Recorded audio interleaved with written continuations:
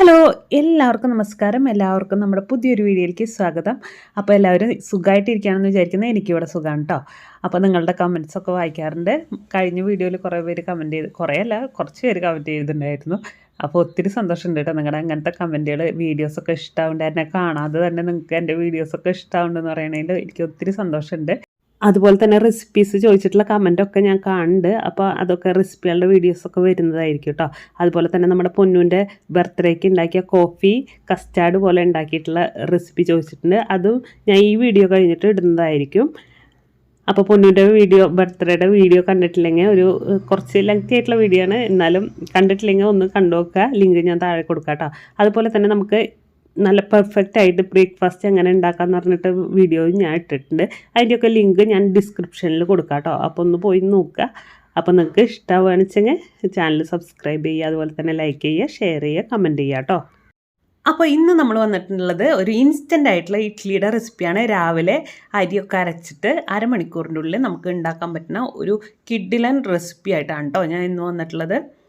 അപ്പോൾ നല്ല രാവിലെ അരി അരച്ച് ഉണ്ടാക്കുകയാണെങ്കിലും നല്ല സോഫ്റ്റാണ്, അതുപോലെ തന്നെ നല്ല ഫ്ലഫിയാണ്. പിന്നെ എന്താ പറയുക, ഇങ്ങനെ വായിലിട്ട് അലിഞ്ഞു പോകുന്ന ടൈപ്പ് ഇഡ്ഡലിയാണ് കേട്ടോ. അന്ന് തന്നെ അരച്ചെടുത്ത് ഉണ്ടാക്കണതിൻ്റെ ഒരു ഇതും അറിയില്ല. അതുപോലെ തന്നെ നമുക്ക് ആ ഒരു ഉഴുന്നിൻ്റെ ടേസ്റ്റ് അങ്ങനെ മുന്തി നിൽക്കണ ആ ഒരു ഫീലിംഗ് ഉണ്ടാവില്ല. നമുക്ക് പുളിയൊക്കെ കുറവായിട്ടുള്ള ഒരു ഇഡ്ഡലിയുടെ റെസിപ്പിയാണ്. ചില ദിവസങ്ങളിൽ നമ്മൾ ഇഡ്ഡലി മാവ് ഉണ്ടാക്കാനും അതുപോലെ തന്നെ ദോശയുടെ മാവൊക്കെ തലേദിവസം തന്നെ അരച്ച് വെക്കണ്ടേ. അപ്പോൾ നേരത്തെ നമ്മൾ അരി കുതിർത്ത് വെക്കണം. അപ്പോൾ അതൊക്കെ മറന്നിരിക്കുന്ന ദിവസങ്ങളുണ്ടാവും. രാത്രി നേരത്താവും നമ്മൾ പിറ്റേ ദിവസം എന്താണ് ഉണ്ടാക്കേണ്ടതെന്ന് ആലോചിക്കുക.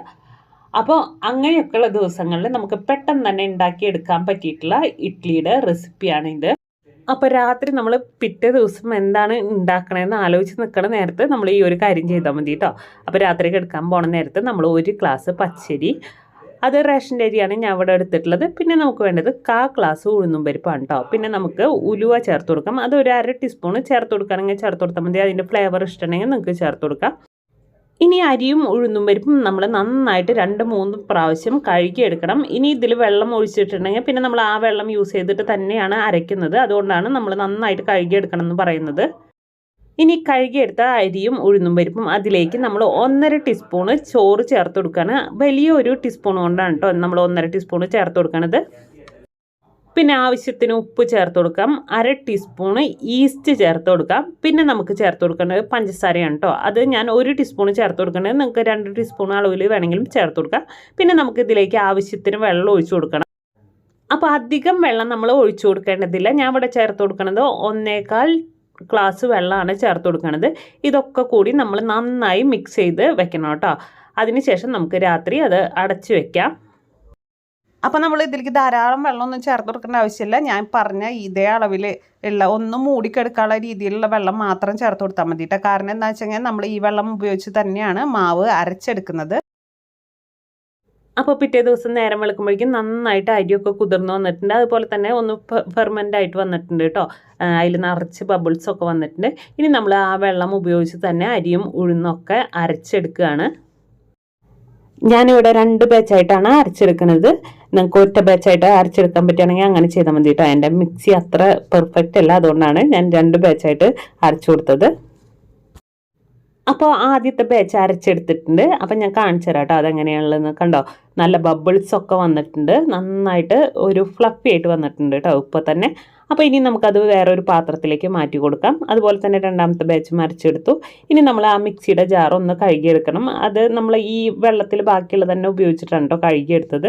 നമ്മൾ അരയ്ക്കാൻ യൂസ് ചെയ്തില്ലേ, അതേ സെയിം വെള്ളം തന്നെയാണ് ഉപയോഗിച്ചത്.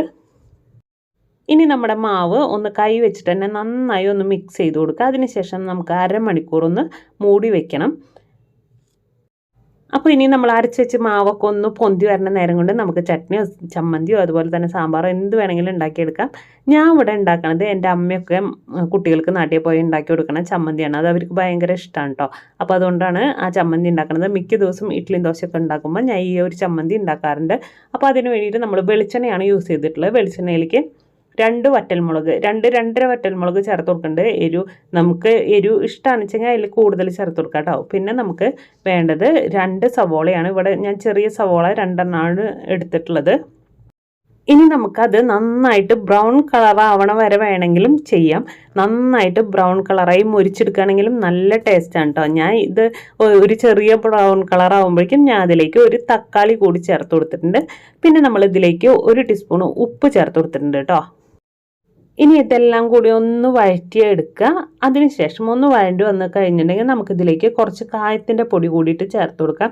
ഇതൊക്കെ കൂടിയിട്ട് നന്നായി മിക്സ് ചെയ്തിട്ട് ഇപ്പോൾ തന്നെ ഒരു ചട്നി പരുവം ആയിട്ടുണ്ട്. നന്നായിട്ട് കറിക്കൊക്കെ നമ്മൾ വഴറ്റിയെടുക്കില്ലേ, അതുപോലെ വഴറ്റിയെടുത്തിട്ടുണ്ട്. അങ്ങനെ വഴറ്റിയെടുത്തതിന് ശേഷം നമുക്ക് തീ ഓഫാക്കി കൊടുക്കാം. അത് ചൂടാറിയതിന് ശേഷം മിക്സിയുടെ ബൗളിലേക്ക് പിന്നെ ഇതിലേക്ക് കുറച്ച് വെള്ളം കൂടി ചേർത്ത് കൊടുത്തിട്ടുണ്ട്. അത് തികച്ചും ഓപ്ഷനിലാണ്. നിങ്ങൾക്ക് ഇഷ്ടമുണ്ടെങ്കിൽ മാത്രം ചേർത്ത് കൊടുത്താൽ മതി. ഞാൻ സ്വല്പം ചേർത്ത് കൊടുത്തിട്ടുണ്ട് കേട്ടോ. ഇനി നന്നായിട്ട് മിക്സി ഒന്ന് കറക്കിയെടുക്കുക. അപ്പോൾ നമ്മുടെ ചട്നി, ഈസി ആയിട്ടുള്ള ചട്നി റെഡി ആയിട്ടുണ്ട് കേട്ടോ. അപ്പോൾ നമ്മൾ ചട്നിയും അതുപോലെ തന്നെ ചമ്മന്തിയൊക്കെ ഉണ്ടാക്കി വരുമ്പോഴേക്കും നമ്മുടെ മാവ് ഇവിടെ റെഡി ആയിട്ടുണ്ട് കേട്ടോ. നന്നായിട്ട് പൊന്തി വന്നിട്ടുണ്ട്. അതുപോലെ തന്നെ നിറയെ ബബിൾസ് വന്നിട്ടുണ്ട്. നമ്മൾ ശരിക്ക് നമ്മളെ അപ്പത്തിനൊക്കെ പൊങ്ങി വരില്ലേ, അപ്പം അതുപോലെ തന്നെ നമ്മൾ തലേസൊക്കെ ഇഡ്ലി മാവൊക്കെ അരച്ച് വെച്ചാൽ പൊങ്ങി വരില്ലേ, അതുപോലെ വന്നിട്ടുണ്ട് കേട്ടോ. അപ്പോൾ ഇനി നമുക്ക് വേറെ പണിയൊന്നുമില്ല. നമ്മളെ ഇഡ്ലി തട്ടിലേക്ക് കുറച്ച് വെളിച്ചെണ്ണ പരട്ടി കൊടുക്കുക. അതുപോലെ തന്നെ ഈ മാവ് കൂടി ഒഴിച്ചു കൊടുക്കുക കേട്ടോ. അതിനുശേഷം നമുക്ക് ഇഡ്ലിയുടെ ചെമ്പിലേക്ക് വെച്ചിട്ട് നമ്മുടെ ഇഡ്ലി വേവിച്ചെടുക്കാം. അപ്പോൾ നേരം വെളുത്തിട്ട് നല്ല തണവൊക്കെ ആണെങ്കിൽ നമുക്ക് കുറച്ച് ടൈം കൂടുതൽ പിടിക്കും കേട്ടോ. അല്ലെങ്കിൽ ചെയ്യാൻ നമ്മൾ ഓവൻ ചൂടാക്കിയിട്ട് വെച്ച് കൊടുക്കുക. ഞാൻ ഇൻഡക്ഷനുമേ വെള്ളം വെച്ചിട്ടുണ്ടായിരുന്നു. അപ്പോൾ അതിൽ വെള്ളം തിളച്ച് കഴിഞ്ഞപ്പോൾ ഞാൻ അതിൻ്റെ മുകളിലേക്ക് ഒന്ന് വെച്ച് കൊടുത്തിട്ടുണ്ടായിരുന്നു കേട്ടോ. എനിക്ക് അരമണിക്കൂർ ടൈം തന്നെ എടുത്തിട്ടുള്ളൂ. പെട്ടെന്ന് പൊങ്ങി വന്നു. അല്ലെങ്കിൽ നമുക്ക് ഓവൻ ചൂടാക്കി വെച്ച് കൊടുക്കാം. അല്ലെങ്കിൽ അടുപ്പിൻ്റെ സൈഡിലൊക്കെ അത്രയും അടുത്തല്ല എങ്കിലും ആ സൈഡിലൊക്കെ കുറച്ച് ചൂടുണ്ടാവില്ലേ, അങ്ങനത്തെ സ്ഥലങ്ങളിൽ വെച്ച് കൊടുത്താലും പെട്ടെന്ന് തന്നെ പൊന്തി വന്നോളും. അപ്പോൾ ആദ്യം തന്നെ ഞാൻ ഇഡ്ഡലി ചെമ്പിൽ വെള്ളം തിളപ്പിക്കാൻ വേണ്ടിയിട്ട് വെച്ചിട്ടുണ്ടായിരുന്നു കേട്ടോ. അപ്പോൾ നമ്മൾ ഇഡ്ഡലിയുടെ മാവൊക്കെ ഒഴിച്ച് വരുമ്പോഴേക്കും നമ്മുടെ വെള്ളമൊക്കെ തിളച്ച് വന്നിട്ടുണ്ട്. ഇനി അതിൻ്റെ മുകളിലേക്ക് നമ്മൾ ഇഡ്ഡലി തട്ട് വെച്ച് കൊടുക്കുകയാണ്.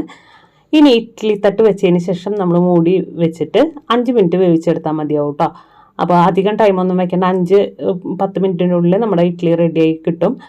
നമ്മളെ മറ്റേ ഇഡ്ഡലി പോലെ ഉള്ളിങ്ങനെ വെവാണ്ടൊന്നും ഇരിക്കില്ല. നല്ല പൊങ്ങി വന്നിട്ടുണ്ടെങ്കിൽ നന്നായിട്ട് വെന്തുണ്ടാവും കേട്ടോ. അപ്പോൾ നമുക്ക് 5 മിനിറ്റ് തൊട്ടിട്ട് 10 മിനിറ്റിനുള്ളിൽ നമുക്ക് ഇഡ്ഡലി എടുക്കാം. നല്ല സോഫ്റ്റും നല്ല ഫ്ലഫിയും അതുപോലെ തന്നെ പഞ്ഞിക്കെട്ട് പോലത്തെ ഇഡ്ഡലിയാണ് കേട്ടോ. നല്ല സോഫ്റ്റാണ്. നമ്മൾ പൊട്ടിച്ച് വെക്കുമ്പോൾ നമ്മുടെ വട്ടയപ്പൊക്കെ ഇരിക്കില്ലേ, അതേപോലെ തന്നെയാണ് കേട്ടോ. നല്ല സ്പഞ്ച് പോലെ ഇരിക്കും. അപ്പോൾ ഇതേ മാവ് യൂസ് ചെയ്തിട്ട് നമുക്ക് നല്ല സോഫ്റ്റ് ആയിട്ടുള്ള ദോശയും ഉണ്ടാക്കിയെടുക്കാൻ പറ്റും. അപ്പോൾ ഇന്നത്തെ വീഡിയോ നിങ്ങൾക്ക് എല്ലാവർക്കും ഇഷ്ടമായെന്ന് വിചാരിക്കുന്നു. ഇനി പുതിയൊരു വീഡിയോ ആയിട്ട് വരാം. അതുവരെ എല്ലാവരോടും ബൈ ബൈ.